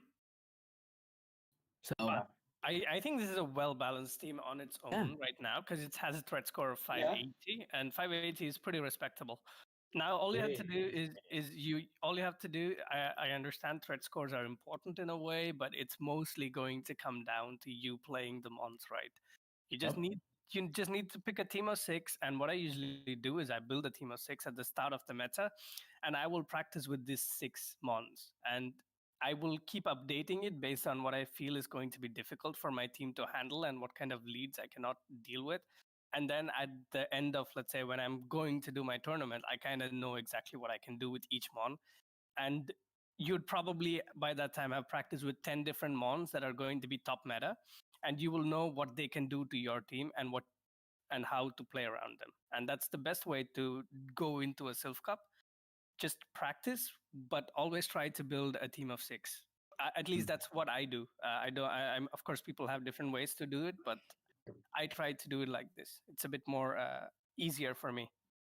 Yeah, I definitely agree with that. I think going into each month, like I'll try to use like one thing out of my 6 that's new that I haven't used before, but the comfort is just so key. And it'll be like a meta that I don't even feel like super strongly about Alolan Marowak. I'll still bring it because it's like my most used Pokemon in Season 2. And like I just have all that experience. It's so big in just even if it's not, ranked super high, if you know what it can take and what it can dish out, that's so important. All right, people hold up. I was actually thinking there that the guy who is in my chat said that they don't have Cradily, but what else could be in that spot as well? Escavalier, Toxicroak. Quagsire. I mean, we saw that list down below. Gengar. Yeah. Like Toxicroak was one that came to my mind as well. Maybe Beedrill as well. Yeah, Beedrill. They have Beedrill. Well. Okay, Beedrill is better because it has so much coverage. Yes. I will say also that Leap. But if you swap Cradily to Beedrill, I think you're fine. I think that team is solid. Yeah. And how forward is that? I was gonna say Cradily, I think, is one. I'm pretty sure the Leap is still in tasks if the person lives in a stop dense enough area that I think make 3 great throws gives you a Leap.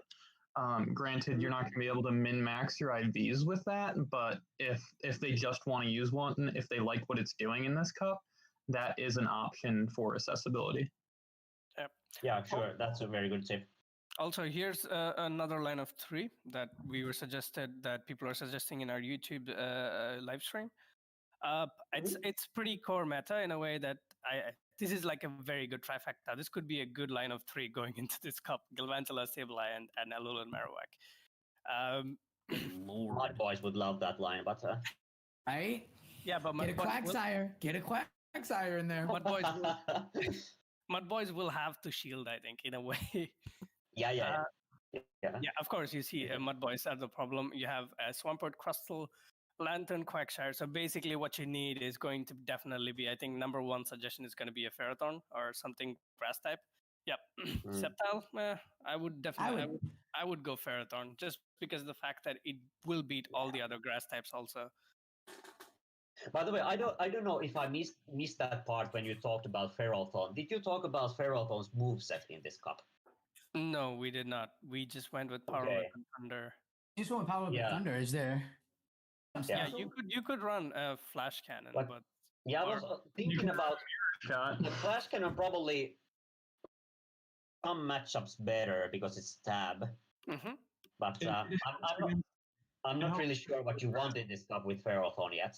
Probably, for example, I think Ferrothorn, you still need to have I think Ferrothorn's Thunder is mostly coming into play against the rest of the bug steals.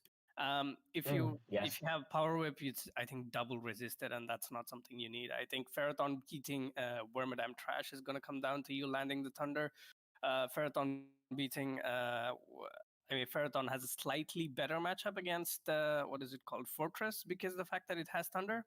If it has Power Whip, Flash Cannon, I think it's going to be really bad against the bug steals. Yeah. And Thunder is a big nuke. Thunder is a good nuke to have. I think one of those steel moves does help against the other grasses, but I don't think what you sacrifice by dropping Thunder makes up for it. Like, you're going to hard wall Whimsicott if you have Flash Cannon on it, but is it worth dropping all those things that you need Thunder for? I don't think it is. I don't think so either. Again, it all depends on how you build your team. If you've got yourself covered on that, you don't need Thunder to be a thing. Then put on Flash Cannon, right? But if you do, it's like we said, we've been saying it before. I say it since the beginning of time. The mon that you pick should be the mon that you feel comfortable with, like what NHoff was saying. Like, he'll bring in a Marowak because he knows that matchup. This is why we tell you guys, like, why battlers tell people, battle, just practice a battle. Because your play style is not just condoned to just what PV Poke rankings are. They're not just struck to, oh, I have to have a Galvantula or I won't win this tournament. I have to have a Ferrothorn or I won't win this tournament. Like, there's a lot of things in this cup, like Crustle. I was using Crustle in Sorcerer's Cup and tried to use it in Catacombs, and I was having a lot of fun with that. So I love using Crustle, and I'll definitely use it in this cup as well because of that. Pelipper as well. It just depends on how you play your mons. If you can make your team work around it where that move Flash Cannon on Ferrothorn is far superior and covers the weaknesses that you have on your team, go for it. Go for that. Amen. You don't need to go for Thunder. Go for it. Amen. Exactly. Yep. NHoff actually made it exactly right. Basically, it's and Sosa is like, it's right. You have to look for the coverage you need for your team, and that's basically how you build. So the basically now we have like a good set of 4, and technically what they're suggesting you to use is like a mud boy, and these are very controversial mud boys. Gastrodon East and West. Get out of here. I love seeing these things on it. And I'm like, I have a good one, but they suck. I'm sorry. I just can't. I don't like the feel of it. Someone listen is going to be drinking right now. No, hold up. I like Gastrodon. Okay. You know, I think it was viable in one of the cups where there was Kingdra, and it was the only mud boy that could beat Kingdra straight body slam. Did you know that? Was it Timeless? Maybe? Yes, Timeless. Oh. Yeah. Come on for Timeless? Yes. So check it out. If you put Gastrodon against the Marsh Cup meta, it actually has, I think, over like 50% win rate. I want to say it beats Gengar, it beats Haunter, it beats the other ground water users. Gastrodon, I mean, obviously it gets walled by Drifbloom. It doesn't like seeing anything that's flying. Like a Mantine's going to give it trouble, but the Mud Slap is a move that you really enjoy having in this meta, and that's like. Yeah, Golurk is a thing. We talked about that briefly, like before we started this, but Gastrodon does that and isn't a piece of wet paper, and has the resistances that groundwater typing affords that are really nice. Yep. And I think a simpler way to complete this theme would be to just add a Swampert in here, because it gives you the Mud Boy coverage and also gives you quite a bit of spam. Because I think other mons that are suggested here, like Dewgong, you'll probably need to double Elite TM. I actually like Lapras over Swampert because it has the Ice Shot coverage, and that's pretty decent, and it gives you quite a bit of bulk. So what you see here is that your lineup is pretty weak to Galvantula, but in a way, it's not exactly weak to Galvantula. Because of course Sableye can still pick it up if you have one Shadow Claw advantage. This Galvantula mirror is going to be based on your IVs versus their IVs, and Ferrothorn is not exactly the worst matchup in my opinion. It's just one power up away, and that's a CMP. But if you sneak in like one bullet seed somewhere here when it's throwing, you could do well. So what would you guys suggest to balance out these threats? You have Galvantula, Lantern, Sableye, Venusaur. I know you said that that Galvantula is not that bad, and I agree, but I would still like something to cover that Galvantula a little bit more. Yeah. In a sixth spot. Exactly. So maybe we something need with rock. Yeah, something with rock. Crustle. Yeah, maybe. Yeah, Crustle also has a pretty decent. The lantern then can be a problem. Yeah, a Lantern can have Water Gun, and that's going to be disgusting versus a Crustle. Going to be a very big void to fill. Ideally, you definitely don't need another Mud Boy. But how much lanterns are we gonna see? Probably not. I would assume not that much. Yeah, Some, maybe. Yeah. Actually, yes, probably not that much. I think you could cover it with Crustle, and then you'll have a pretty decent threat score. 570, and of course you don't have a lot of bulk, but I think technically speaking you could count Ferrothorn Lapras as pretty good bulk for this team, and Marowak is not bulky either. I mean, in this and meta, also in Silph Cups you don't get that high of a score in bulk very often, depending on the meta. Yep. Look at that Crustle. Let's just look at what that Crustle just did. Look at all that purple that Crustle in the back just put up there. Hardwall, Galvantula, I mean, look at all that. That is what a safe swap should make you feel like. Oh, okay, I got most of this meta on lock. Whatever you throw at me, I got you on lock. That is a good, nice move there to put that Crustle in his backup there. Yep, actually, that's good. That is a good team. Yeah, but guys, don't worry if you don't have any of these mons. Always feel free to twist and turn and see what's happening. It's in the end, it's going to be what you're comfortable with that you have to play. As much as this PV poke is very good at finding out your weaknesses, but I think in the end, your comfort level matters more than what a threat score is going to be. I've seen people running wild teams and sweeping tournaments. And please, also, if you find a mon that fits an exact sweet spot for your team, like one that covers like a very specific types of mons that you need for that swap, go for it. If it's off meta, who cares? It does each job in that team. That's what we've been saying. Do the thing that you feel comfortable with that builds your team. The best thing that's going to happen is you're going to put a Quagsire out there and the battler is going to be like, the hell's this Quagsire going to do? Does it have, and they're not going to be prepared for it. You're going to throw them off. You're going to mess, but hey, I got my Quagsire here because I needed rock coverage to help me out with my Sableye in the back. So when this guy throws in for this swap, I'm going to do 3 taps, swap in my Quagsire, get 2 taps on Quagsire. He's not going to know what to throw out, build extra energy. Now I've got Stone Edge and whatever for days. Like, you put extra pressure, it's fun. And just like NHoff was saying, then you never have to see him again. You can bring out Marowak, Sableye, Galvantula. You can bring out Ferrothorn, Galvantula, if Lapras is matched to. Like, you never have to see him again. But in the back of this guy's mind, that Quagsire, the Quagsire will be there. So it's a great, like, stuff like that. Like, it's good to see, like I was saying, it's good to see these top rankings. They show you where these PV poke is here for a building tool for us and for you as battlers to learn which Pokemons you have that can help you make that team. So that way you can battle and find out where your weaknesses are. And even if you don't have all these mons, if you practice and practice and practice, you're going to get a lot of trainers that haven't practiced as well as you, and you'll know how to make that switch work or not. Yeah. How to counter that counter. All right. Yeah, that's That's excellently said.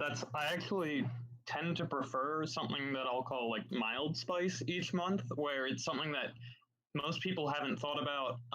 In Sunrise Cup, that was Bibarel. I brought Bibarel to all of my tournaments on all of my teams.